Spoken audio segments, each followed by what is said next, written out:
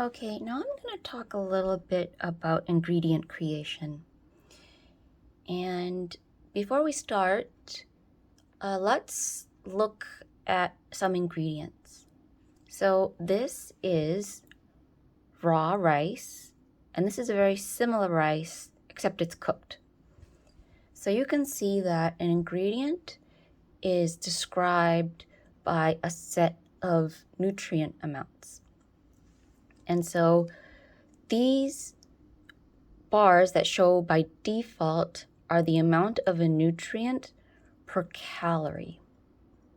And when you hit this, it brings up the amount of a nutrient by weight. So you can see here that a cup of raw, or 100 grams of raw rice has 7.13 grams of protein per 100 grams of raw rice. 100 grams of cooked rice has 2.69 grams of protein.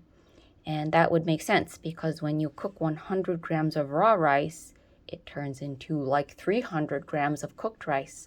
So 100 grams of cooked rice was originally like maybe 30 grams of raw rice, and then it blew up into 100 grams of cooked rice because of all the water it sucked up. So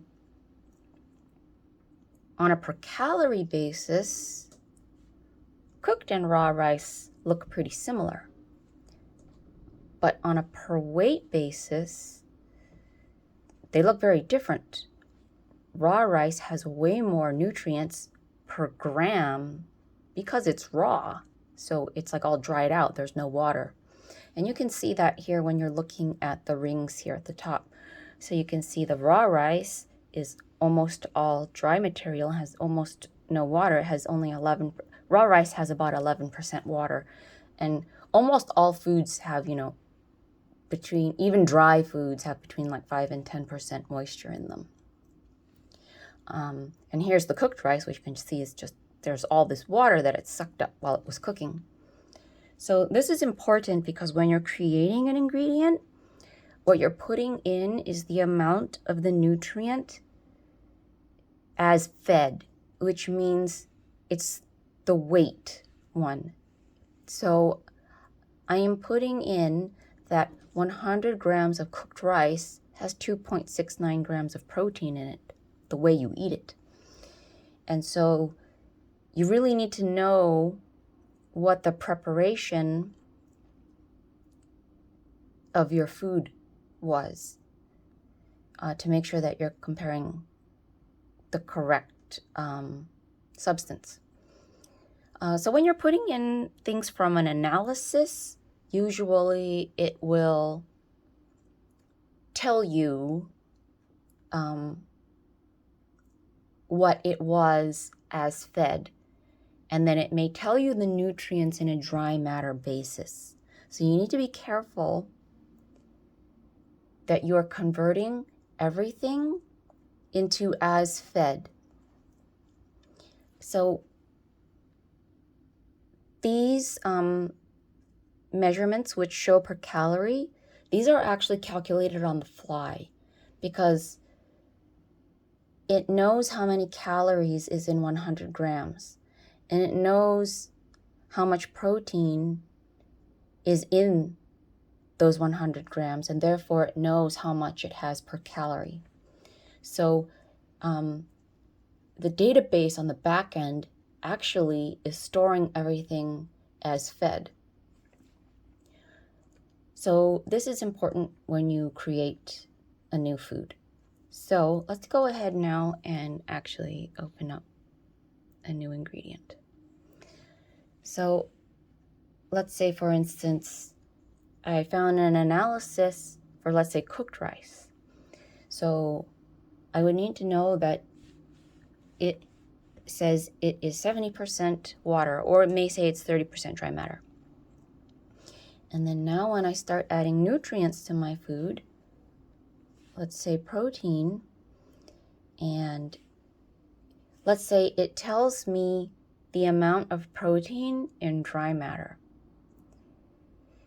I would have to convert that into as fed. So if it was in add fed and it said, 2.5 grams per 100 gram as fed, then I can just put it in like this and say okay, and that's fine. But what if it said that number as dry matter? To do that, you would come here and say percent dry matter, and it defaults to 30% dry matter here because you said that it was 70% water, so it'll try and figure it out. You can edit this if you want though. And then let's say it's 3% protein by dry matter. And then you hit convert. It will convert it into as fed, knowing the dry matter for you. You can also convert from weight per weight dry matter. So a lot of small animal papers, for some reason, list a lot of nutrients as like milligrams or grams per 1,000 grams or kg of dry matter. So that's what this conversion will do for you. So you can use this if you want. Okay.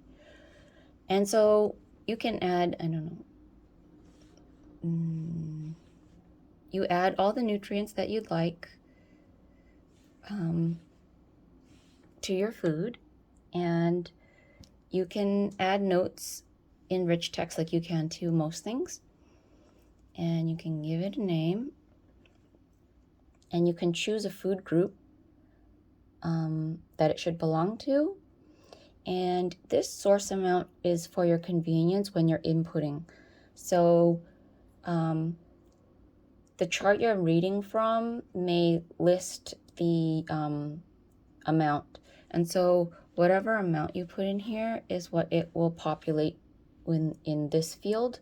You can change it if you want, but this is just, you don't have to keep typing it in for like every time you enter another one, because it's probably going to be a big list. The lock button is convenient because let's say your chart is listing everything per 200 grams, and then you add in an amount.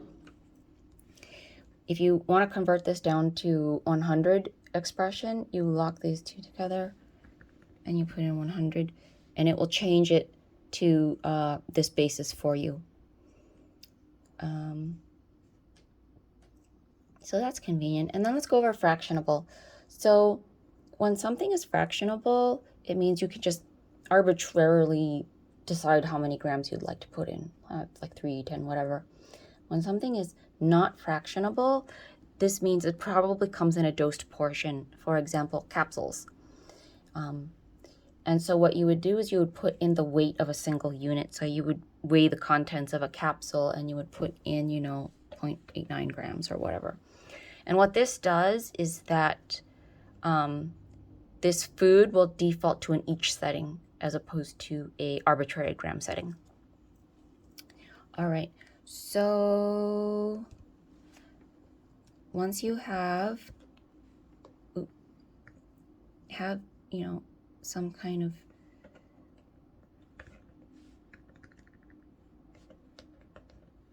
food setup, you can hit save.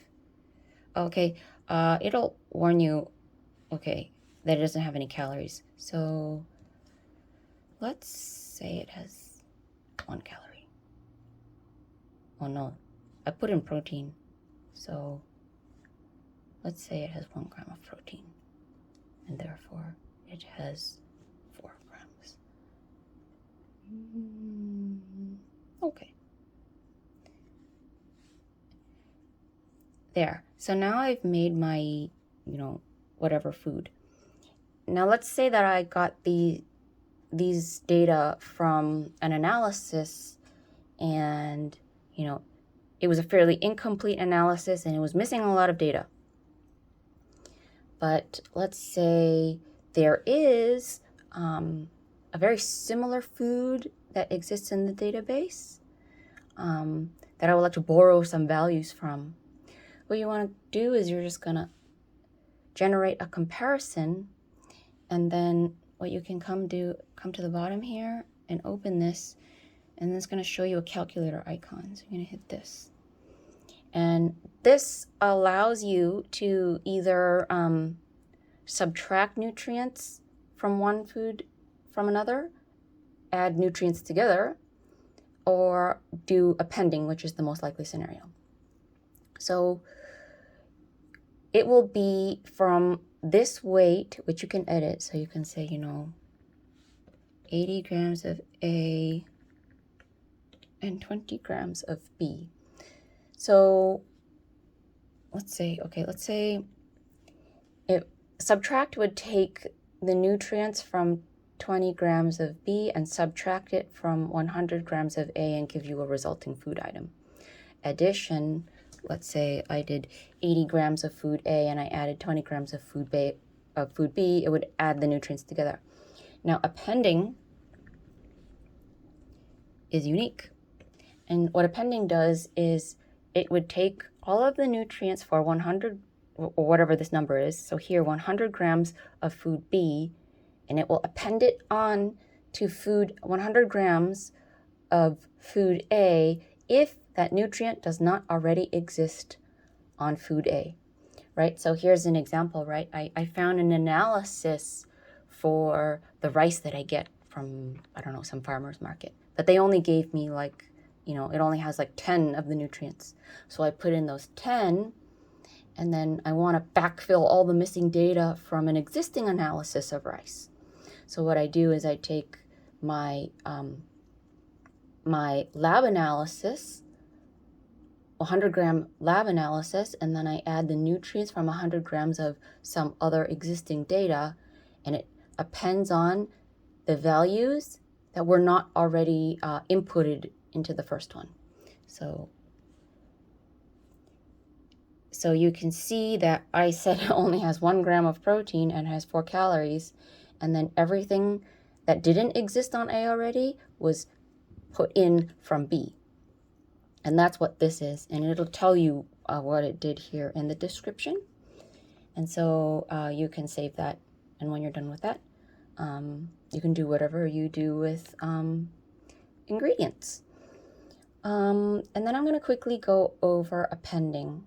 So very often when you're looking at a food in the database, it may be missing one nutrient that you're like, oh, I really want that nutrient.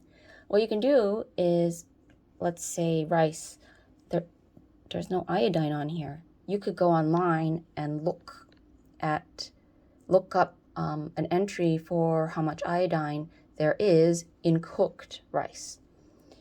What you can do then is to come down here and append. And what appending does is it allows you to add a single entry onto an existing food. So here I could say, I want to add an entry onto this existing food for the amount of iodine on it. So I'm just going to put in some random number. And when you do that, it's going to require you to put in your data source information. So you can put in, a link to, where you found that information, and then it will append on. That's required. Appended nutrients right now are local only, or I should say they don't synchronize from the server automatically. I may change that in the future if I feel more confident in, users putting in reliable and good data. Or maybe, based on like a user rank. So like a user's like ranked very highly, maybe their appended nutrients can come through automatically, because I'm sure many people are interested in iodine, and it would be a waste for people to have to input it, look up that data and append it, more than once. I mean, one person can do the job. So I think that's it for foods and kind of like nutrients. There's also the creation of packaged foods, and that's a separate, that's a separate video.